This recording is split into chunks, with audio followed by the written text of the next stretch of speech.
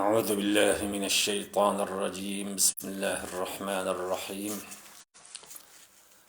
السلام عليكم ورحمة الله وبركاته نحمده ونصلي على رسوله الكريم وعلى آله وأصحابه أجمعين وقال رسول الله صلى الله عليه وسلم لا يشكر الناس من لا يشكر الله.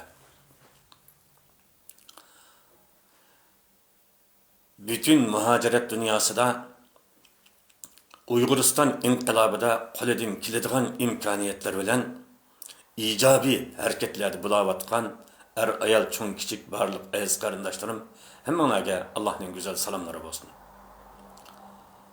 Hammanglarga duolar ijobat, Alloh taolo bizga mo'l natija ato qildigan Ramazon oylari yetib kelish oldida turayotgan mübarek Ramazonlarga hammanglarga mübarek bo'lsin. Men hozir to'xtalmoqchi bo'lgan temam, xalqimiz mendan necha vaqtdan beri so'rab, shu bizning xalqimizning ichida saylamlar haqida o'xshamagan ko'z qarashlar bor. Bizning xalqimizning dindorlari bek dindorlashib ketgan. Passivlari bek passivlashib ketgan, dinni inkor qiladigan darajasiga yetgan. Undaq bir ahvollar ziyolilerimiz bilen dini tabakının dini tokunuşları yıllardan beri üzülmeye keliyotudu. Bunun da halkımız şahit bulatıdı. Halkımızın dindarlıkta eşip ketken tabakalarda halkımızın işte mındak bir kaymık duruş meselesi birlikte ten mevcut olup gelmekte. Bu bizlerden emez, bizlerden başka yerlik Türkler olsun, başka millet Müslümanları da hem birlikte ten mevcut olup durmakta. Bu demokratik saylamga qatnaşı şirik, haram, kapırlık, imandan çıkarıp ötüş derecesiga apırılgan bir xil aşqulluq, yani havariclik, tekbirçilik meselesi mevcut bulatıdı. Şoňlaşyp bu meselenin özge devrimizning demokratik saylamlarga, devrimizning esirde bir çıkıdığan mujtehidler kanda karagan devrimizde bütün selefler olsun. İslam dünyası itiraf kılgan alimlerden, mujtehidlerden 2002 yılı vefat tapkan, Mekke'l Mükerreme'de yaşap vefat tapkan, dünya İslam dini bilen İslam dininin hüküm köz karışları bilen uçraşkan her kandak bir Müslümanga, dinden savadı bağ karındaşlarımızga məlumluq bolğan bir mujtehid Muhammed Salih el-Uthaymin rahimehullah taala. Allah rahmet olsun. Bu zatning demokratik saylamlarga qatnaşıp berishdiki fatvalari, yani Avrupa tarafdagi xalqlarning mushunga haram degan so'zlarga bergan hukmlari ham bor. Shu davrining 99-yil vafot topgan o'xshash bir yilda Muhammad Nasiruddin el-Albani Resulullah sallallahu aleyhi ve sellem'nin hadis sahasida intayin mol neticelerini yaratkan İmam-ı Zehebi'den kin çıkan intayin katta hadis şunas. Onundan başka, yani fetva ilmide İslam dünyasında iz kaldırgan mübarek ustaz, bu 99. yıl vefat tapkan Abdullah ibn Bin Baz rahimehullahu teala. Ve onundan başka yana alimlerin fetvaları var. Muşa alimlerin demokratik saylamlarda, mesela biz Amerika'da, Avrupa'da, Germanya'da, İngiltere'de, Türkiye'de yaşayımız. Partiyalar var, devletin prezidentlikini talışıdı. Biz oy birişke, bilet taşlaşka katnaşsak kadar buludu. Biz hazır devrimizde demokratik saylamlara bilet taşlap katnaşının üzü şirik, kapırlık, imansızlık, bu Allah'ın kanununa karşı bilet taşlaganlık degen ifadeler mevcut bulavatılıyor dep sorgan suallarının üzüge. Muşu mujtehidlerinin birlikte oylaşıp bergen cevaplar kandak bolgan desanglar, yani dini noktadan bilmekçi bolgan karındaşlarımızga. Çünkü bunu deyişimdeki sebep mendin muşu sual soraldı.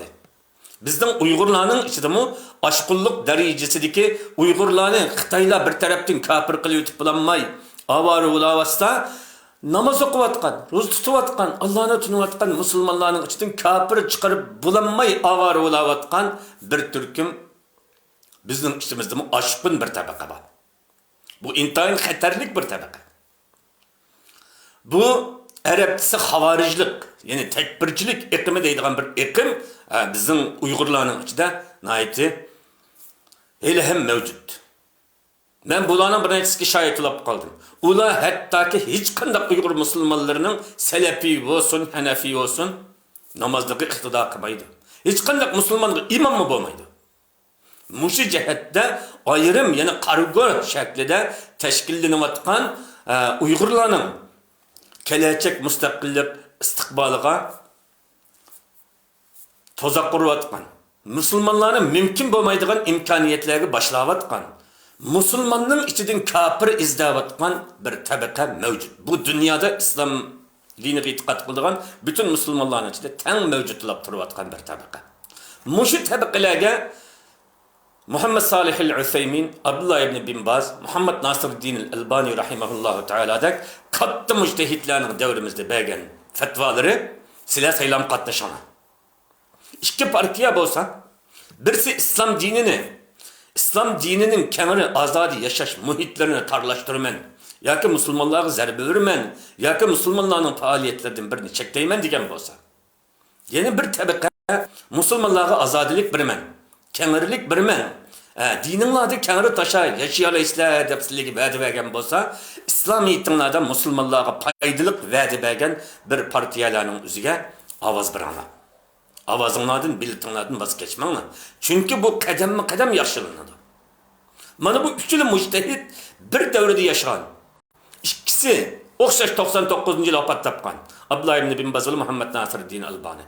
Salih al-Usaymin rahimahullah 2000 yılı vafot topgan. Bir devrinin mujtehidleri, bir devrinin alimleri, bir devrinin selefleri. Bu intayin kattı, çin Kur'an hadiste sabit kadem turgan en müstehkem ustazlar. Zamanımızın 100 yılda bir çıkıdığan, anan çıkıdığan mujtehidlerden. Muşu mujtehidlerinin petvası İslam dinine, Müslümanlığa faydalı şarait hazırlap birdiğen bir partiye, bir tarafka avazlarını birişinin hatta ki vaciplikini otur koygan qarindoshlarimiz. Bu Müslümanlar aktif siyasetki köngül bilmegen vakitte Müslümanlar Necmiddin Erbakan rahimahullah'ın bir sözü var. Bu büyük lider Tayyip Erdoğan'ın ustazı, Refah Partisi'nin kurgucusu, dünya İslam'ını yani güllendiriş teşkilatlarına intayin katlı liderlik kılgan büyük siyasi rehber. Kur'an-ı Kerim'de müstakil tefsir kılgan müfessir, fukuha alim. Muşu Müslümanlar siyasetke kirip siyasetke aktif köngül bilmegende Müslümanlığı köngül bilmeydiğen rehberler Müslümanlığı kumandanlık kılıdır. Çünkü Müslümanlar her kaysı devletlerde yaşayatkan rayonlarımızda hemimiz siyasi davanın içinde. Hazır Uygurlar siyasetkarlaşmadı. Biz Uygurların hemimiz siyasetin içinde ezkarınlaştırımız. Halısak mı siyasetin içinde, halımsak mı siyasetin içinde. Biz hemimiz işletlerimizni devlet tarafından yaxşı bolsayken deyimiz. Yaxşı imtiyazlarga, yaxşı neticelerge, yaxşı yardımlarga erişini hemimiz arzu kılımız. Muşundaq insani yardımlar devletten kiladigan, devletten beşiği çıkadigan baş minister veya ki prezidentlerinin bizlerini kollaydigan veya ki Müslümanlarını kollaydigan yaxşı adamlarının hakimiyetki kilişi Müslümanlarının veya ki bizlerin arzularımızla bir kadem veya ki bir santim veya ki bir gırıç yakınlaşışka sebep olur. Bizden kılalaydıqlarımız muşu. Şunu Müslümanların her kaysı devlette bo'lgan Müslümanlar siyasetke köngül bilişimiz gerek. Biz Müslümanlar siyasetimizge köngül bilmegen vaqtda bizning üstümüzge dinimizge köngül bilmeydigan, bizning milletimizge köngül bilmeydigan qarqosak siyasetçiler bizni hayvan o'rnida harlaydı, izledi. Şuna Türkiye'de vatandaşlık bağ Uygurlar olsun, chet eldeki vatandaşlık bağ Uygurlar olsun siyasetke aktif qatnashishimiz gerek. Biz bulap mı? Mesela ben bir işten hoş oldum. Gollandiyada yaşayotgan Asiya Uygur'un oğlu Abdusalam Gollandiya şehir başlığı hatta ki baş ministerlik sayılımıca qatnashishga tayyorlanganligini. Mana bizning mushunda biz hozir Uyg'uriston davosida bir davlatning yordamini qo'lga keltirmayotimiz. Aktif kuchlik. Biz vatandaş bo'lgan Kanada, Amerika, Angliya, Gollandiya, Norvegiya, Finlandiyadek devletlerde bizning yoshlarni tashkilot qurib da'vo qilib emas, siyosiy partiya qurish imkoniyatimiz qurib qurammasak, shu yerda bizga yaqin bo'lgan, yordamda bo'lgan bir siyosiy tashkilotlarga aktiv qatnashib, ovozlarimizni, biletlarimizni shularga berish orqali shularning ichida bir millat vakili, shahar boshliq nomzodini talashish. milletvekillik namzatını talışış, şu devletning prezidentlik, baş ministerlik namzatlarıgacha namzat bo'lib talasha oladigan qiz o'g'il avangard yoshlarımızın chiqishi Uyg'uriston Cumhuriyetimizning qurilishida intayin aktif, ijobiy, kuchli rollarni o'ynaydi. Başkalardan yardım kütkendan ko'ra o'zimiz aktif tushib, bizning Uyg'urlarning ichidan bir davlatning bosh ministri, prezidentlari barliqqa kelgan vaqtning o'zida demokratik davlatlarda Uyg'uriston Cumhuriyetining mustaqilligi texmi ilgari suriladi. Masalan, Hindistonlik Angliyada yerleşip qalgan, Hindiston pushtidan kelgan Rishi Sunak Angliyaning bosh ministri oldu. Şunu siyaset qilib talashqanlikdan bo'ldi. Biz Uyg'urlardan hozir birsi, Yaponiyada bir qizimiz millat vekili sayılımıga qatnash oldida turibdi, o'tib chiqish. Mana bizning Amerika, Yaponiya, Angliya, Kanada, Norvegiya demokratik davlatlardagi qarindoshlarimiz biz tashkilot qurib, dernek quriblam Uyg'ur davosini yig'lab emas, shu davlatdagi vatandoshimizlar nüfusumuz bo'ladigan bizga Uyg'ur tashkilotlarini qurib, Uyg'urlarning davosini anglatgandan muhim bo'lgani biz shu davlatning ichida shahar boshliq saylamlardan tatib saylamga qatnashib, shahar boshlig'i bo'lib, millat vakili bo'lib shu davlatda bosh minister, prezident buluş arkalık Uygur inqilobiga yordam berishning o'zini oliy nishoni qilgan yoshlarga Uygur inqilobining intayin qattiq ehtiyoji bor. Biz Uyg'ur bir necha davlatda bosh minister chiqsa, bir necha shahar boshlig'i chiqsa, Uygur davosiga moddiy yordamlarda bo'lish va yoki davlatlarning siyosiy yordamlarda bo'lishi bo'lsin, intayin kuchli bo'lgan bo'ladi aziz qarindoshlarim. Buni bütün davrimizdagi yoshlar bilib yetdi-ku deyman. Şunlaşqa bütün devletlerdeki yaşlarını, şu devletlerde vatandaş bo'lgan, şu devletning tillarida o'qigan, yetilgan qiz o'g'il yoshlarimizni aktiv saylamlarga qatnashtirish. Şu devletning ichida bizga yaxshi, bizlar tarafda turgan, bizning dardimizni anglaydigan, bizlarga yordam berish ehtimoli bo'lgan partiyalarga qatnashib, shu partiyalarning ichida vazifa elish, shahar boshlig'i saylamlari, partiya milletvekilleri, devlet parlament milletvekilleri, devlet prezidentlikleri, baş ministerlik kadar çokum kolgu keltireleydiğen mandak saylamlarga qatnashish Uyghur milletinin yaşlarının üstüge intayin muhim bo'lgan ahmiyetli Uyg'uriston davasının çoğ mesuliyetlerden birisi. Bizlerden bir neçe devletli bir baş minister, prezident çıkıp baksın, Xitayla hazır bizden şunday qilganda qila olamdikan, qilinmaydi. O devletler o vakitte bizge direp durup sahip çıkalaydı bizim qarindoshlarimiz. Sonra bunundan kinki şu Yaponiya, Gollandiya olsun, Amerika, Kanada'da bütün Uygur yüzünü siyasi faaliyette de qaragan, bütün şu devletinin vatandaşı bo'lgan kız oğul Uygur yaşlarının şu devletinin devlet yerlik saylamlarından tatip şehir başlığı saylamları, ştat saylamları, milletvekili saylamları, prezidentlik saylamlarına qatnashib o'tib chiqish orqali Uygur davasını güçlendirish, Uyg'uriston Cumhuriyetining mustaqilligini qo'lga keltirishda harakat qilgan yoshlarımızın ko'p bo'lishini xalqimiz umid qiladi. Bu Uygur inqilobidagi bosish xarakterlik yordam bo'lgan bo'ladi.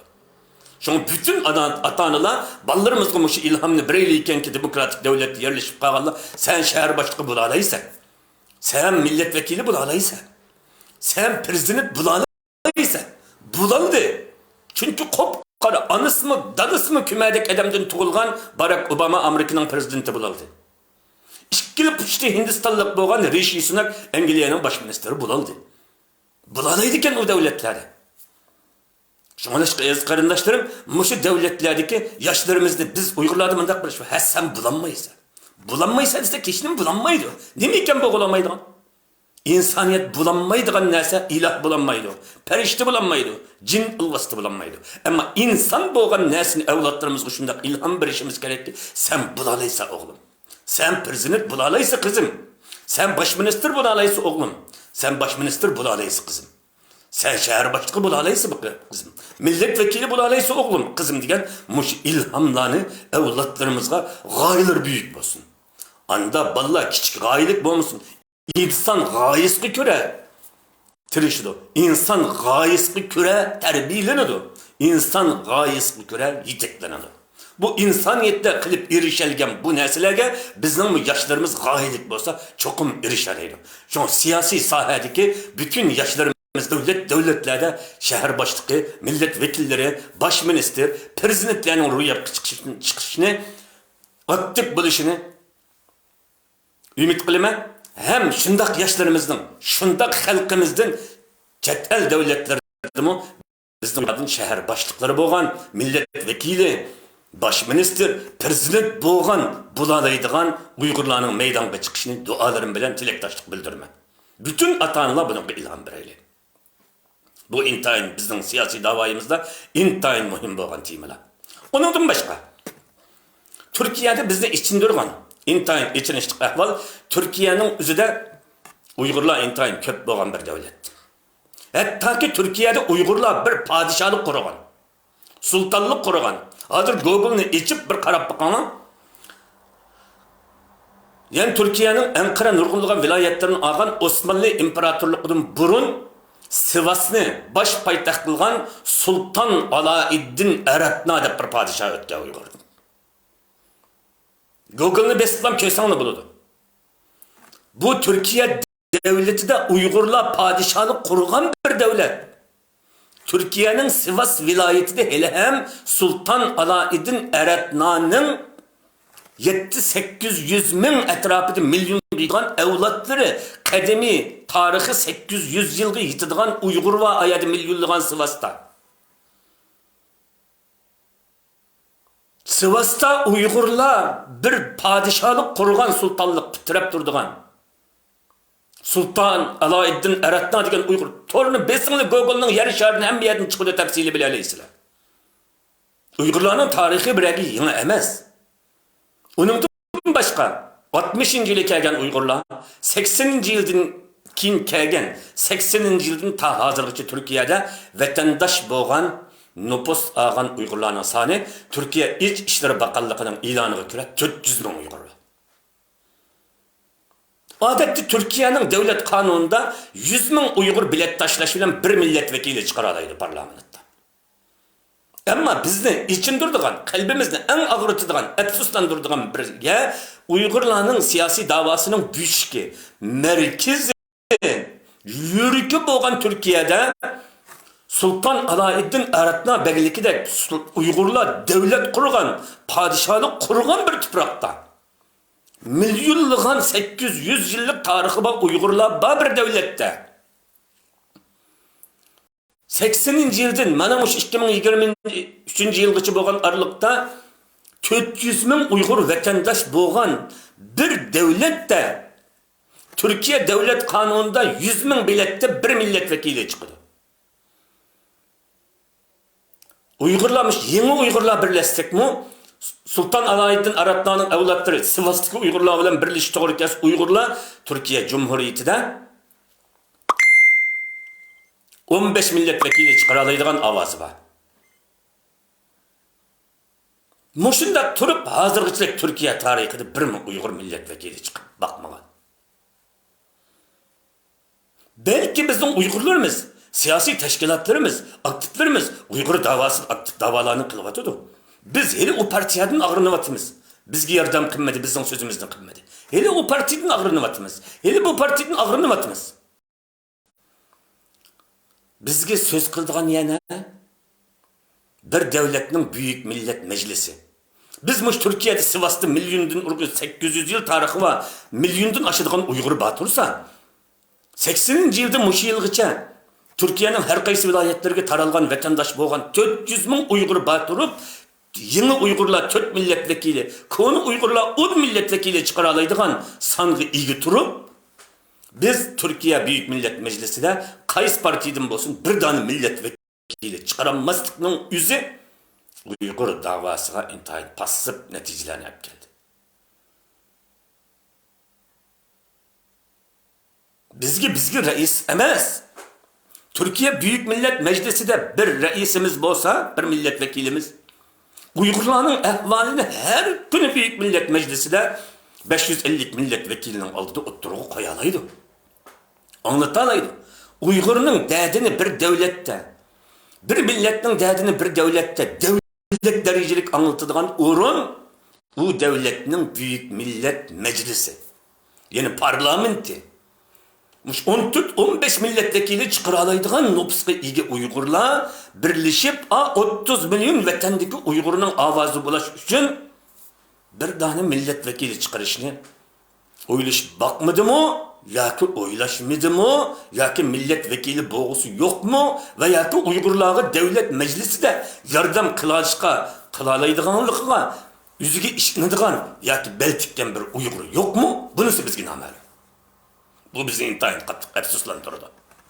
İnşallah taala bundan keyin bu passif holatimiz o'zgarib qolg'usi. Shunga bütün Uyg'ur xalqi Turkiyada men yaqinda saqchilar bilan ko'rishib chiqdim. Hammalarning xabari bor. Turkiya anchan o'rinlarning menga bergan xabarida biz yengida Uyg'urlarga 50 ming Uyg'urga vatandoshlik berdik deydi. Bu yerim milletvekili çıkaralaydı degan gap. Muş 2022 yılı berilgen nüfustaki Uygurumuz mu? Yerim milletvekili çıkaralaydı ekanmiz. Onun aldıda berilgen nüfus varken bir katım 20, bir katım 10, bir katım 30. Muş 2022 bilen 2021 işçide biz 100 bin Uygur'a vatandaşlık verdik dedi. Yeni birilevatkanı iltimas kılığını 50 bin ilgirki muş 2 yıl 50 bin Uygur vatandaşlığını yapıldı. 100 bin Uygur var. Bu 2021-22'de nüfus ağan 100 bin Uygur bir milletvekili çıkaralaydıgan yeni vatandaşımız bağmazlığında. Yani Uygurlarga Türkiye'nin yani intayin güçlük sahip çıkavatkanlığı, ularga hiç kandık berenmeydigan nüfus imtiyazlarını belgelli ki. Şunu bana anlattı. Yani sen bizni Türkiye tutup aldı dep kapolsan bo'lmaydi. Biz Xitoyning şikayet bilansini tuttuk. Bo'lmasa Uygurlarga yani Türkiye intayin güçlük sahip çıkıvatdı. Bunu sen bilirse. Bizdek bunda güçlük sahip çıkıvatkan vatandaşlık bir bundak devlet yok dep bizni tanıştırgan bo'ldi. Demesi mi bu ameliyat? Şuna bizning A partiyaga oy beramdik, bu partiyaga mi degan mesele ikinci, üçüncü mesele esti. Asli mesele işçimizden kimni milletvekili çıkarımız? Bir milletvekili çıkaralımdık. Hidayetullah Oğuzhan Hacım bulamdı, Seyit Efendim bulamdı, Ferhat Tanrı'da bulamdı, Kamer Artuş bulamdı. Diplomatiya sahasını biladigan, diplomatiya sahasında okugan, Büyük Millet Meclisi de milletvekili buluş salahiyeti tamamen ilmi salahiyeti taşıdıgan, siyasi hayatı faaliyetleri taşıdıgan yüzlügen Uygurlarımız var bizden Türkiye'de. Avantgard. Hemmisi döktür. Karısanı döktür. Yukarı seviyelik okugan. Ama epsus Uygurlar biz şu teşkilat kurup bital teşkilatın başkanı bital teşkilatın reisinden buluvasak padişah Hakan imparator olup getkendek Uygur davasıda mesuliyetimiz ahırlaşkandek lan padişah Hakan bulup gittikemiz. Bital teşkilat kurup lan reis olsak padişahlıkımız ahırlaşıp her birimiz şu imparatorluğumuzda qoğdaşının gemi uçup getkendek siyasette yetmekçi olan nişanға yetip boğandek derecelerinin bizge körden vatqanlıqımız şahitliğimiz. Bu bizden nişan bu emas. Teşkilatla hazır ben 9 Uygur birleşsem 11 tane Uygur'un ikameti olsa mı namazat ekesem bir teşkilatla kurup gittim hemen. O kadar asan bir teşkilat kurmak. Teşkilat kançılık anlatalaydı bir insanın sözünü. Bir milletvekili bir devletinin Büyük Millet Meclisi de 550 milletvekiliga o devletinin Türkiye'de mesela 80 milyon halkıga Büyük Millet Meclisi'nin məxsus kanalı var Uygurlarının ehvalatını anlatalaydı. Bir milletvekili 80 milyon ademge hitap kılalaydıgan, söz kılalaydıgan onun Türkiye'nin Büyük Millet Meclisi. Her kandık devletinin şundak. Şuna biz Uygur için en yukarı siyasi nişan, siyasi hedef bizden Türkiye'de milletvekili çıkışımız. Şuna biz Türkiye'deki benim şu 2021-22 boğan 100 bin vatandaş bir milletvekili çıkaralaydı. 80. yılın hazırgıcı boğan Uygur 4 milletvekili çıkaralaydı. Sultan Alaeddin Aratna sultanlıkıda kegen Sivas'taki Uygurlarını İctimai münasebetini unutup şu Uygur, sap Uygur aşılar. Uygurchani unutib ketgan Uygurlar. Ammo o'zi Uygurligini biladi. Sultan Alaeddin Aratna'nın avlodlari ekanligini biladi. Medeniyetlerimizni to'liq yo'qotib etmagan.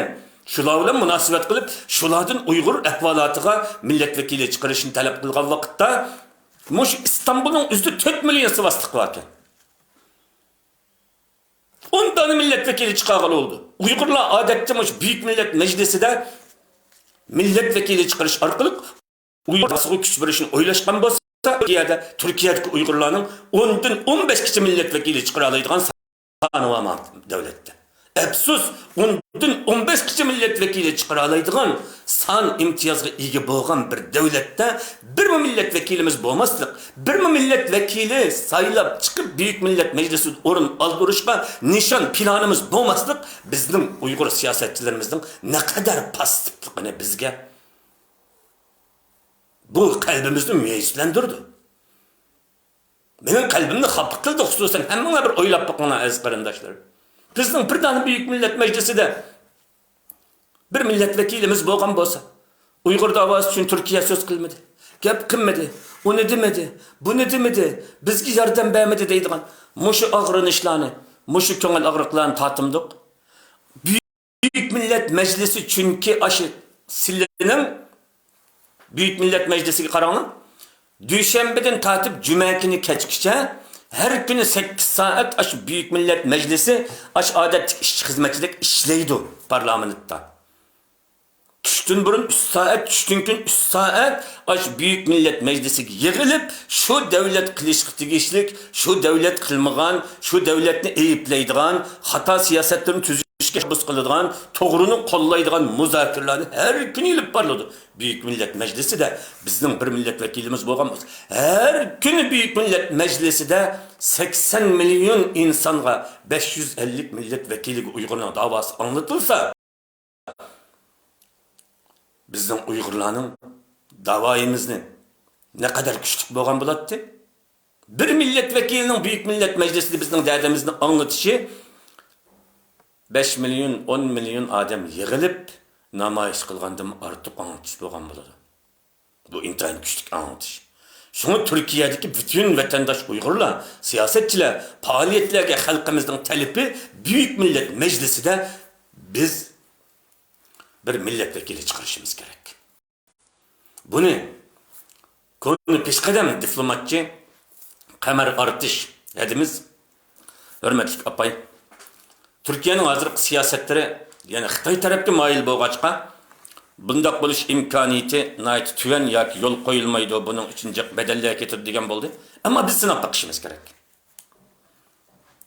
Biz ajoyib qaram yuraklik millat. Biz sinab boqishimiz kerak. Biz Uyg'uriston Cumhuriyetini azod qilamiz. 1 milyar 400 milyon Xitay albastilarini qo'g'lab chiqiramiz deyotgan bir millat. Dünyanın ikinci harbiy cho'ng kuchi degan davlatga urush etib, qo'rqmay shu Xitoyning vatandan Uyg'uriston Cumhuriyetini qo'g'lab chiqiramiz deyotgan bir millatning bu büyük g'oya, büyük irodasining oldida Türkiye Büyük Millet Meclisi'de mevcut bilet taşlaydigan nüfusumuz bilan bilet taşlab 1, 2, 3 bir necha milletvekili chiqarishning o'zi uningdan natijasi kichik bo'lgan bir hedef bu. Bu küçük bir hedefini o'rinlayolmay turib, buningga jang e'lon qilmay turib, Uyg'uriston Cumhuriyetini azod qilishga jang e'lon qilish ma'lum kulkilik qiladi biz uchun. Çünkü Türkiye Büyük Millet Meclisi'de milletvekili çıkarışının özü mevcut Uygur. Bizim sanımız Sivas'taki Uygurlarını, yeni Uygurlarını kastap 10'dan 15 kişi milletvekili çıkarışına yitidiğen bilet sanımız var. Muşunda turukluk bir milletvekili çıkaramığa bir ümmet, bir millet, 1 milyar 400 milyon Xitayni qo'g'lab chiqaramiz davatimiz ya. Şunu halkımızın mening ciddi talabim biz qaysi partiyaga oy beramiz emas. Bizning milletvekilimiz qaysi? Qaysi milletvekilimizni saylab chiqarish uchun shuningga oy beramiz. Mana shuningga bilet tashlash Uyg'urlarning birinchi hedefimiz bo'lishi kerak. Meni talabim bu. Onundan başka halkımız şu yakın yankısı Uygurlar işki grupta bilirler. Amerika saylımı bulaptı. Bir taraf Trump'çı olduk, bir taraf Biden'çı olduk. Şu çağrımı biz iki xil saylamda toqunishga kirdik aşı. Amerika vatandaşı doğumganlar mı kirip kaldık bu toqunishga? Halayla halamayla. Çünkü Uygur vaziyetiga ijobiy pasif ta'sir ko'rsatadigan nishonda bo'lg'achqa, Mao chiqsa Uyg'urga yordam qilyapti, Mao chiqsa kesib qo'yapti, Mao chiqsa to'xtatib qo'yapti degan Uyg'urlar bilib bilmay, halayla halamayla bu siyosiy qaynamning ichiga kirdik. Biz yine Türkiye'de bu siyasi qaynamning ichida AK Parti hakimiyetga chiqsa necha vaqtni yangi AK Parti Uyg'urlar uchun gap qilmadi. MHP bir eg'iz gap qilmadi. Shunga biz Millet İttifaqida turib ularga bilet tashlashimiz kerak desa, bir taraf biz yana Cumhur İttifaqiga qo'yverishimiz kerak. Buni qarshi tarafdagilar nima deb o'tirib qo'ydi desanglar, menga Qoluqni kim oy kesse, G'ujang shu deb tikan, Uyg'urlar qoluqni AK Parti oy kesib qo'ygan ekan, oyni shuningga biri chiqib, bu aqlsizlik degan bo'ldi. Ularning ma'lum asosi bor, hurmat qilaman. Endi qarindoshlar, men Turkiyaga kelgili 2014-yildan tortib Turkiyada yashayapman. 8 yilni tugatib 9-yilga qadam qo'ygan bo'ldim. Bu yana siyasetlere, tilleri, kitapları, yazıkları, hemmisini üzerine yazıklık bilip kaldım. Ez karındaşlarım,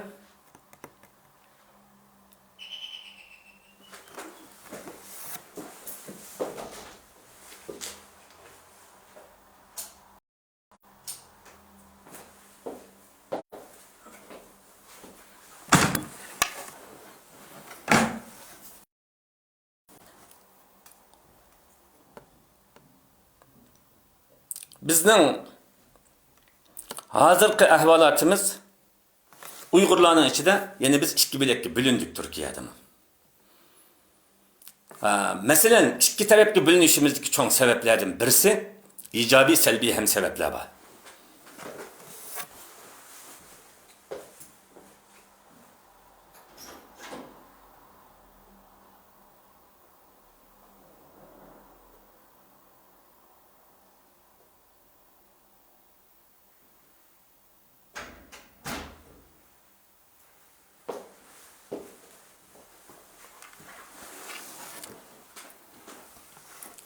Bizning dardimiz egirlashib, qirg'inchiligimiz ko'paygan sari, hammamizning ko'z yoshlari ulg'aygan sari, Turkiyada bizning qalbimiz suyungidek intayin qattiq kuchab, qo'lidan kelib biz uchun alohida doklad tayyorlab, olvasti Xitoylarning irqiy qirg'inchiligini Turkiya Buyuk Millat Majlisi e'tirof qildirishga kuchab, xalqaro inson haqlarigacha Xitoyning jinoyatlarini bekitib chiqishda alohida doklad tayyorlab xizmat qilgan İyi Partiya bo'lgan bo'ldi. Buni hamma bilasizlar. Maral Aqshalar xonim.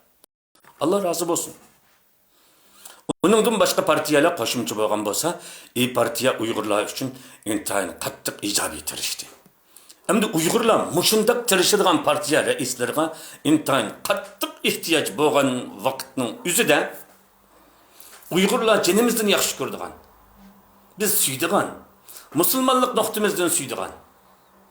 Hürmet noktasını suydigan AK Partiya bilen MHP nurgun haletlerde sükut turvagan boldu, yoki tarafsiz turvagan boldu ve yoki yardan bir haletli gap qilgan bo'lsa bizni Şinjan özerek belgesi deb bizni Xitoyning bir tarafı qitpirib turib yardan bergan bo'ldi. Mushundaq bir taraf turib Ama yakın yıllardan yankısı besim özgergen yankısı Türkiye yani Uygur davası da Avrupa grupsuna katılmagan, Xitayni qo'llaydigan, Asiya grupsuna katılmagan müstakil itirazını bildirip geldi. Yani tarafsız turuluş demez, müstakil. Avrupa grupsuna Xitayni mutlak cezalandırıp, cezalaş, mutlak qattiq ayıplaş tarafıdır emas. Asiya tarafıda Xitoylarning yaloqchilar tarafda Xitoyni mutlaq qo'llash taraflarida emas, bir taraf turib, ya'ni e'tirozli Uyg'urlarning haq huquqini qo'g'daymiz, inson haqlarini qo'g'daymiz, dinini qo'g'daymiz, uning qirg'inchiligi Turkiya hukumati ko'ngil bo'ladi degandek temalarda Mavlud Chavush o'g'li bo'lsin, uningdan boshqalar bo'lsin, yaxshi ko'ngil bo'lib kelgan bo'ldi. izlashlarım. Endi hozir saylam, Turkiya saylami eng oxirgi bosqichga kirdi. Yani 5. ay ichida bu saylam elib berildi. Bulapmı bugün Türkiye'nin qandaq kun ekanligini bilmemsi uqmayman. Türkiye devletinin qurulganligining 100 yilligi. Türkiye devletinin g'alaba qilgan Çanakkale urushining g'alaba qilgan kuni. Allah subhanahu ve teala Çanakkale şehitleri ve Türkiye devletide nazırgıcı mevcut olup duruşu kan bergen barlık şehitlerden Uyguristan Cumhuriyetimizin, iki Cumhuriyetimizin azadlık için kan bergen şehitlerden Allah razı olsun. Bizden şulanın izlerden müstehkem durup, minip şulanın meyvelerini kovlaydıgan akıl, paraset, iman, şücaat ata kılsın. Hem de karındaşlarım, partiyeler hemmesi bek köp partiyeler hazır kaletli birleşip mesela biz Uygurlar en köp yardım berishga tirishgan İYİ Partiyadan tatip Cumhuriyet Halk Partisi Millet İttifakı deb bir toplangan bo'ldi. Bunun içinde Gelecek Dava partiyalarim var. Bu partiyanın içine yeni bir kirip qalğını Türkiye, yani Türkiye'de kan töküş, adam öldürüş, patlatış, nurg'unlagan jinoyatlarni sodir qilgan PKK'nın partisi, yani PKK grubu mu Millet İttifakı tarafı yer elip PKK gruplarının üzü Millet İttifakı'na avaz verişini teşebbüs kılıp şu tarafta turvatqanlıqıga, muş teşviqatla aşkar o'ttirg'i chiqqanligiga biz bunu ko'rib şahit olduk. Türkiye'nin 15 Temmuz vakasını keltirip çıkargan FETÖ unsurları, cinayetçiler olsun veya ki Türkiye'ye muş 50 yıl etrafına yakın jarayanның üzerinde 40 yıldan aşkın zamanның üzerinde 100 mingdan artık askerning ölüşü. Milyonlagan canның ziyanga uçuruşida izchil Türk halkı Türkiye'nin İslamiyetleri, Müslümanları hücum qilib kelgan PKK partisinin grubunu kollaydıgan HDP teşkilatı, HDP partisi Millet İttifakı'da birlikte yer ağırlığı şahit olup kaldık.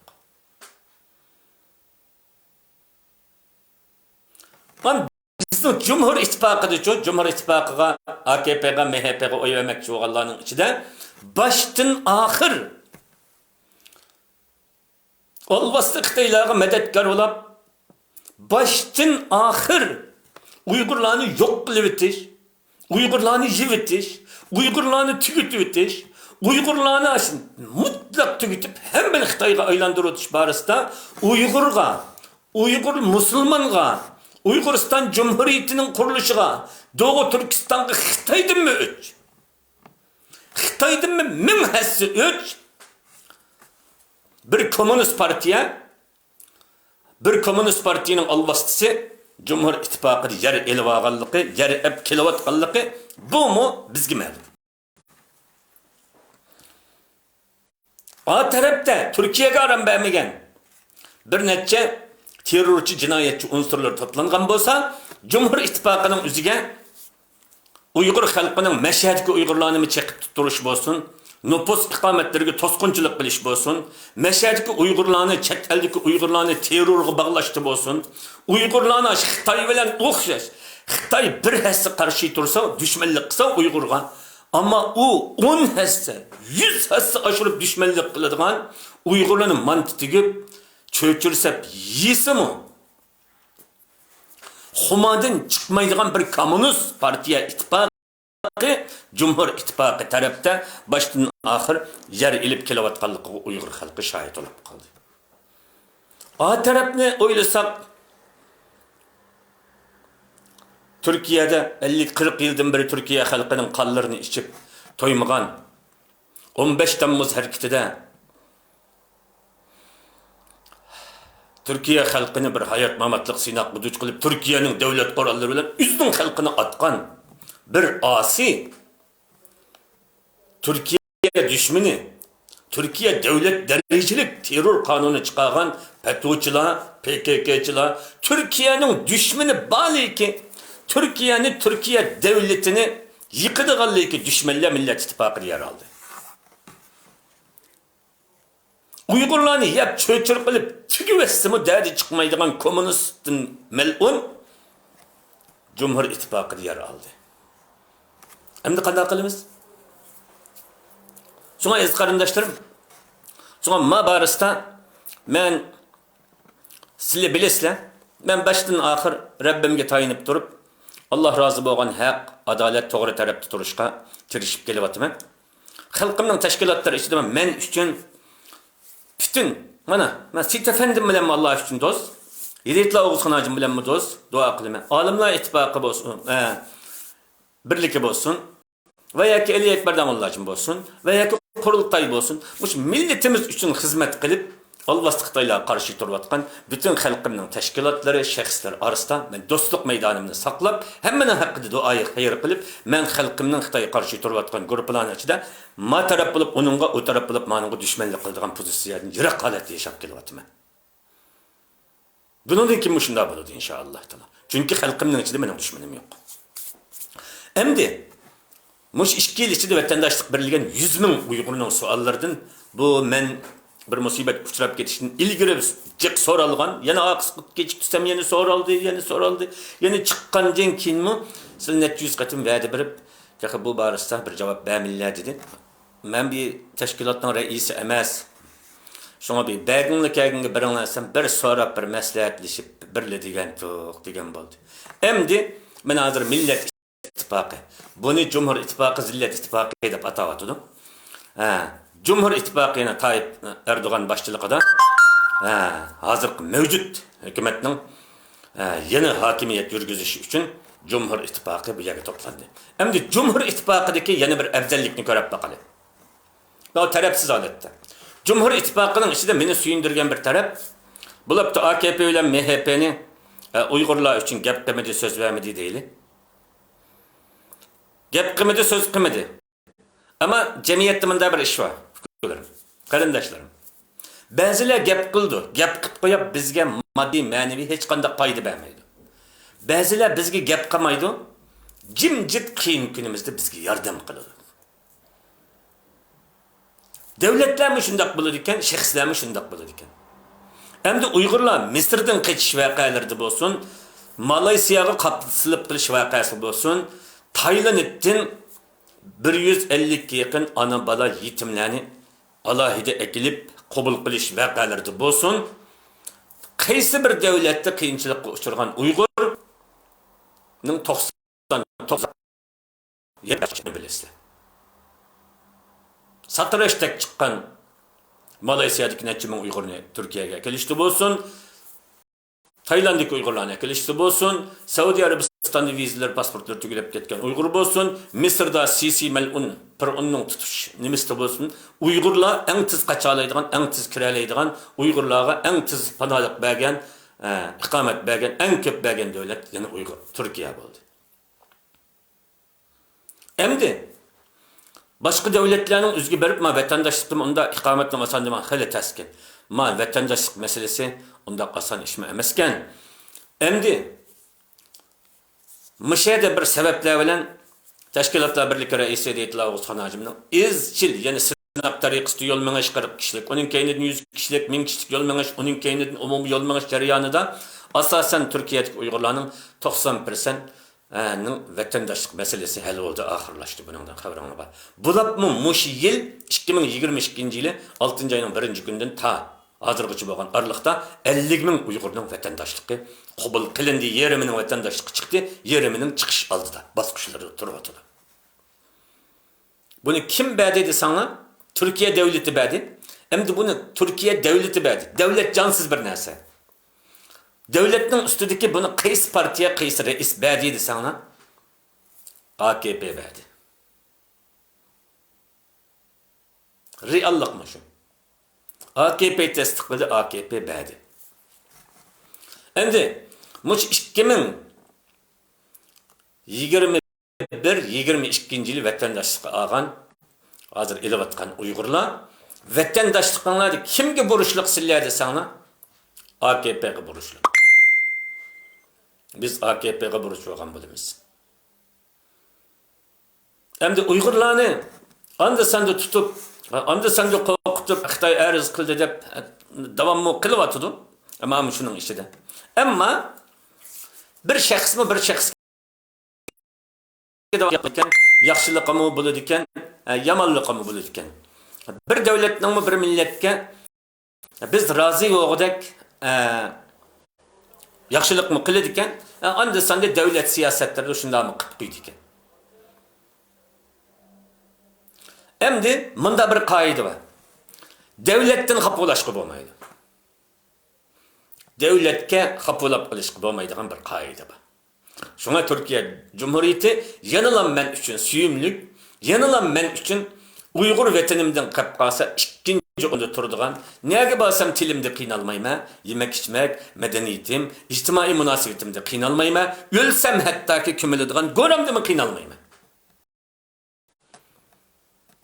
En süyümlük devletlerden birisi. Allah Türkiye Cumhuriyeti'ni aman kılsın. Hem de bu şahlette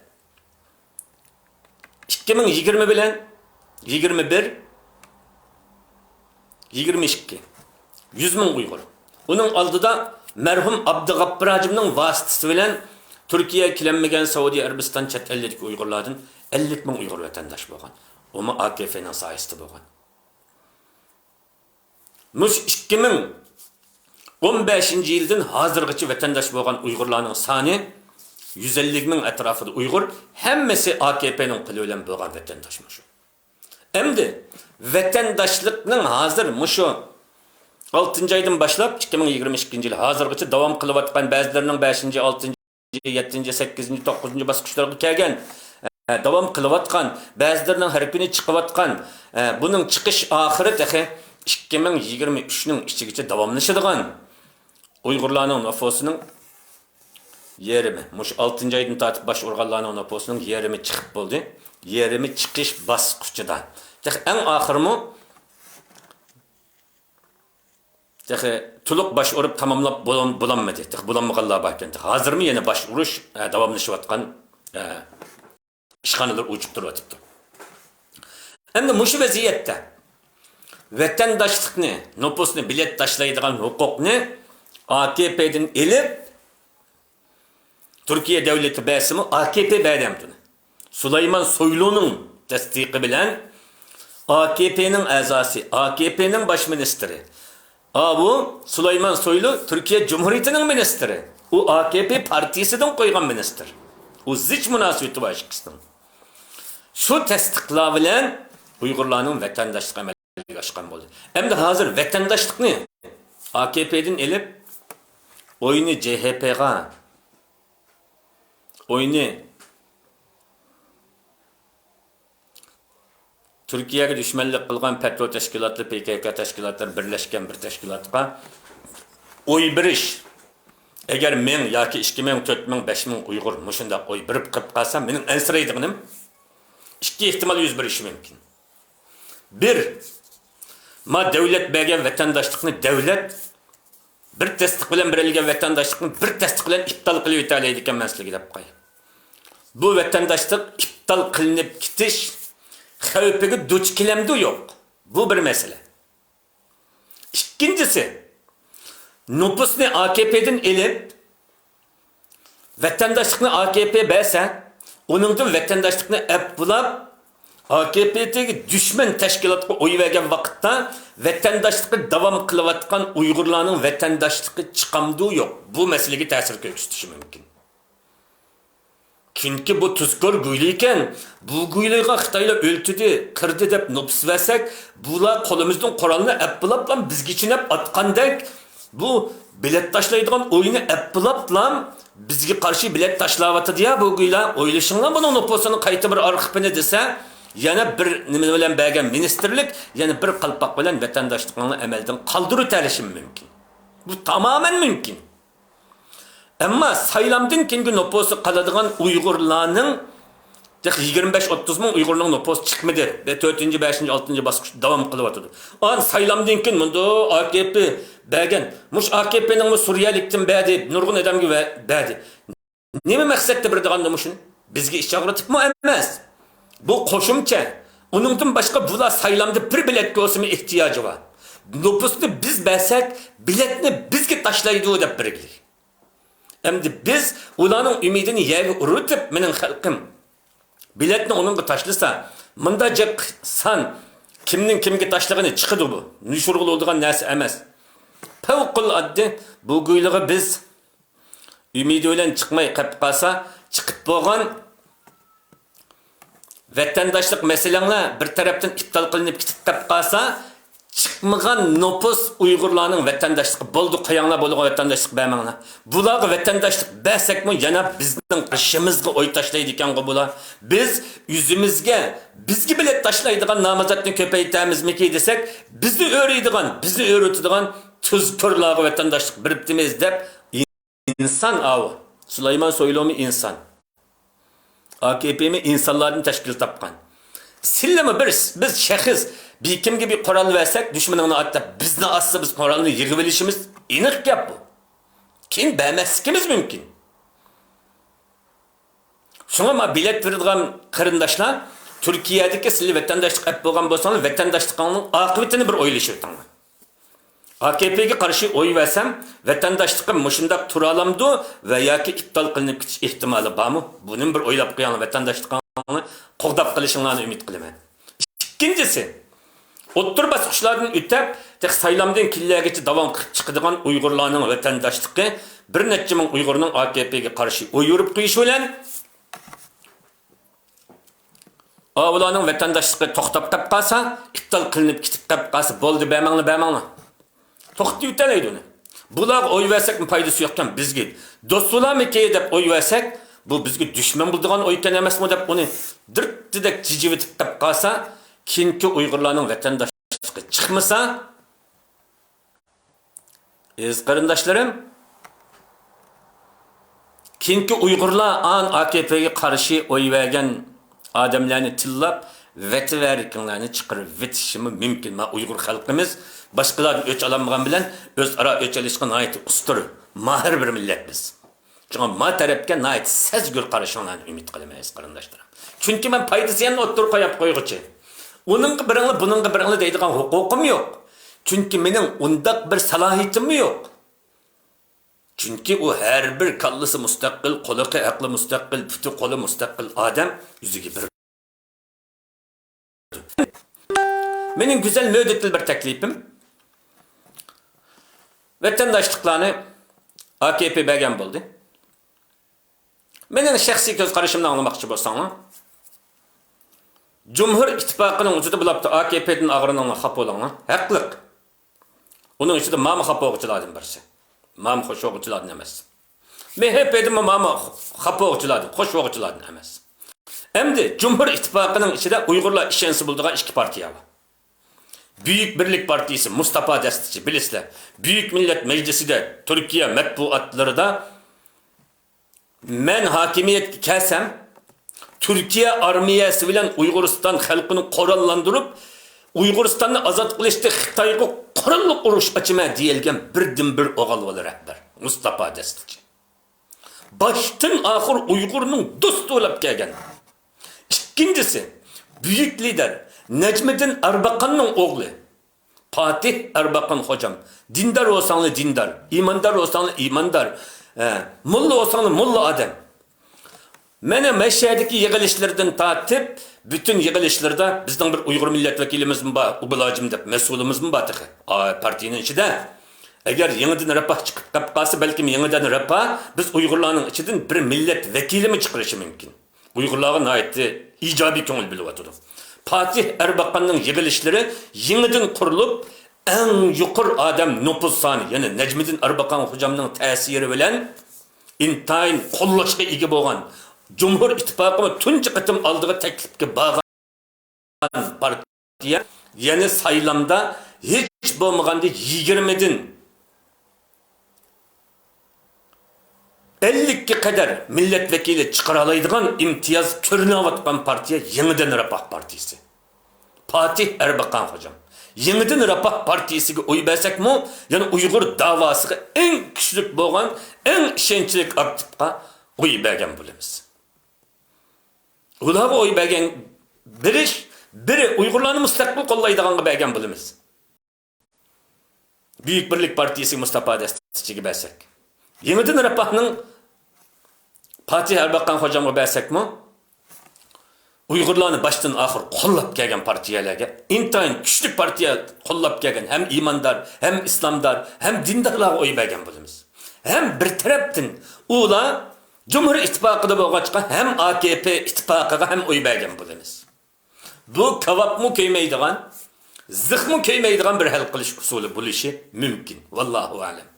Menin tefekkür kılışım, yüzümün etrafındaki ustazlar olan, siyasetçiler olan fikirleşip muvafık dep qaralgan köp sonliqlarning ovozi to'xtalgan ham mushu. Mening bermoqchi bo'lgan javobim mushunchilik. Chunki bu savolga men duch kelgili yana 4 oy 5 oy bo'ldi. Hozir qistab qopdi. Yana men shu qutulib chiqsammi, yana messengerimdan mashunda qezib mushuning bir necha qitim javob beraman deb bildi.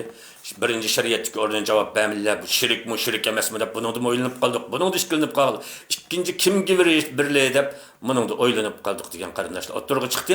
Bu xalqning masalasi.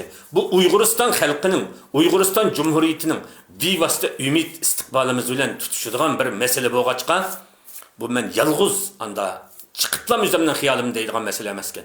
Men bu borasida mashaning Uyg'urlarning ichida men biladigan peshqadam olimlar, peshqadam yerliklar, peshqadam vatandoshlar, hattoki buning ichidagi turk siyosatchilar bilanmi men bir qur hammasining fikrini ilib fikrlashib Uyg'urlarning mening qalbim qaratib qaraq ya mushu bo'ldi. Anqog'ini xalqimning o'zining ixtiyoriy tanlashi. Men Uyg'urimga yaxshi bo'lsa ekan deyman. Bana yaxşı olmasın, meyli Uygurum'a yaxşı olsun. Mana. Şuna devletin kapılaşkı olmaydı. Devletke açıklap kalışkı olmaydı.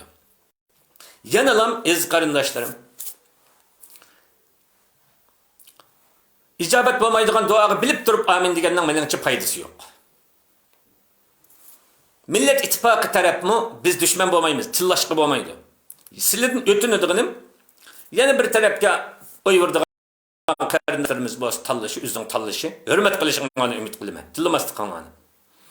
Yuqoridagi Cumhur İttifoqiga oy bergan yana Büyük Birlik Partisi, Yeniden Refah Fatih Erbakan hocamdak güzel, ishonchlik. Yani bularning ichida ishonchi bahası, din diyanet bahası, va'dasi turish bahasini bahalash to'g'ri kelib qolsa, Büyük Birlik Partisi bilan Yeniden Refah en güzel ishonchi iman İslamda işinişki bulduğum partiyeler dep qarayman. Bunun Türkiye Müslümanlar işenediken umumen. Meninglam işençim emas. Şuna bir mi oyunla, bir mi biletinla istirap bulup ketmesin. Bir mi oyunla, bir mi biletinla naposonlarını iptal kılınıp gitiş ahvalıdan qo'dab qilinglar. Mani bir narsa degil olmaydi. İkincisi sizning bergan oyunla kin davomlashyotgan Uyg'urlarning chiqayotgan vatandoshligini to'sab qo'ymasin. Vatandaşlıkları yani devam kılıp ma Uygur halkı tuz bəsi tuzluqqa siydigan emas, tuz bəsə tuzluqni çaqıdigan xalq emas, tuz bəsi tuzluqni qoğdaydigan bir xalq ekanligimizni namoyon qilib qo'yishinglarni umid qilaman. Chunki payg'ambarimiz sallallohu alayhi vasallam la yashkurun nas man la yashkurillah. İnsaniyet bir yaxshilik qilsa, o insan kafir olsun, musulmon bo'lsin, dinlik olsun, dinsiz olsun, bir insondan sizlarga bir yaxshilik yetsa, onunla rahmetini bildiremegen, rahmetini bildirişini bilmegen bir millet Allah'ın nimetlerine mu rahmetini, teşekkürüsünü, şükürsünü bildiremeydi o deydi Resulullah sallallahu aleyhi ve sellem. Bu Bukhari Müslim'in hadisi. Sahih hadisler. Şuna biz tuzkur millet emez. Biz vafadar millet. Biz bir adam bir kıtım salam kılsa, 10 kıtım salam kıldıgan, bir piyalı soğuk çay verse, biz onunla bir ton su verdigan, bu şundak vafadar millet. Şu an benim vafadar, güzel milletim, dünya boyunca Uygurlarının vafasız, tuzkur milletlikini emez, Uyg'ur millatimning vafodor, mehribon, tuz berganni biladigan bir millat ekanligini ko'ksitib qo'yishinglarni umid qilaman. Men millatimdan faxrlanaman. Millatimdan sharaf tuyman. Millatimning hammaning haqqida duoyi xayrlar. Aziz qarindoshlarim, shunga dunyo bo'yicha bizningmi o'sha bo'layli, bizning bir davlatda Uyg'urlardan bir prezident chiqib baqsin, bosh ministr chiqib baqsin, shahar boshlig'i chiqib baqsin, millat vakili chiqib baqsin, bizmi davlatimizni qo'limizga olsak qanday boshqaramiz, shunda boshqaramiz. Bizmi davlatimizni elish hozirliklarini baka quruq gap qilib emas, real amaliy harakatlarimiz bilan bir tirishaylik. Mening deydiganim mushunchilik, shunga bütün dünya tevasideki aziz milletim, mesela biz Uygurlarda bir devletin devlet derecelik memurları, emeldarları buluş, Uygur davasına misli görülmeyen paydalarını etkilerleydi. Mesela Amerika dini âli kengaş reisi Nuri Türkel'dek bir büyük emeldarımızın bulalışı Xitaylarning cinayetlerini xalqaro sahnelerde, dini sahnelerde intayin güçlük oturuq koyasını elip badi. Bir tal adamning davası neçe milyon, milyard xalqning ovozida güçlük ovoz bo'ldi. Shunga Türkiye'deki Uygurlarımızdan tatip, Kazakistan bo'lsin, Kırgızistan bo'lsin, Avrupa, Amerika bo'lsin, Uygurlar siyasetga ko'ngil bilayli. Yüzümüzge ko'ngil bilayli.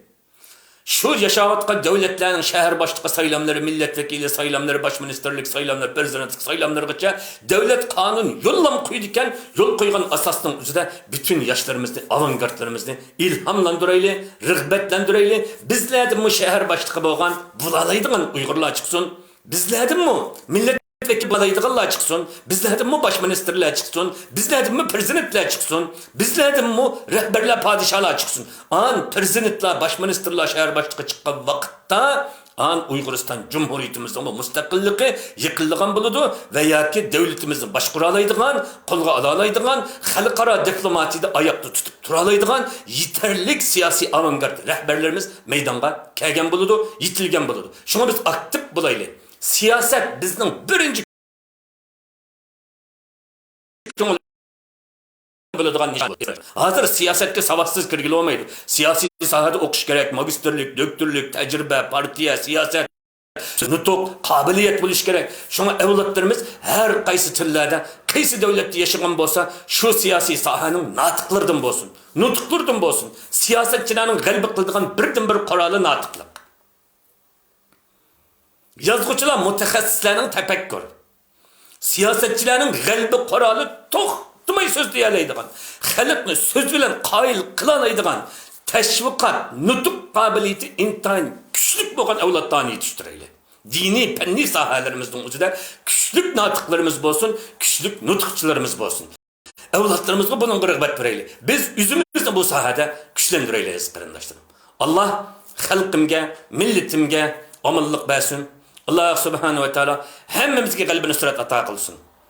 Eğer sözlerimde qata sözlep kalgan qarindaşlarımның fikir tefekkürüge okşamaydigan tefekkür bulup kalsa, biz qarindaşlar tillaş emas. Ben tillişini yaxşı görmeyim. Güzel tekliflerimle ihtiyacım var. Çünkü benim aklım bir kişilik. 10 qarindişimden teklifi gelse aklım 10 kişilik bolgan buludu. 100 qarindişimizden icabi teklifi bolsa aklım 100 kişilik aşktan buludu. Şu an özara nasihat qilishib turayli, teklif berishib turayli, bir-birimizga ijobiy qarashayli, bir-birimizga til haqoratning o'rniga qarindishim ma'u xato, ma'u mening ko'z qarashim emas. Yoki har ikkilimizning dalil paketlar olsa, har ikkilimiz dushmanlashmay, o'zimizning to'g'ri deb qaragan ko'z qarashimizni saqlab qolsak bo'ladi. Eng muhimi millatimizning ittifoqligi, do'stligi, qarindoshligi hammadan muhim. Hammalarni Allohning rahmatiga topshirdim. Alaykum assalom va rahmatullohi va barakatuh.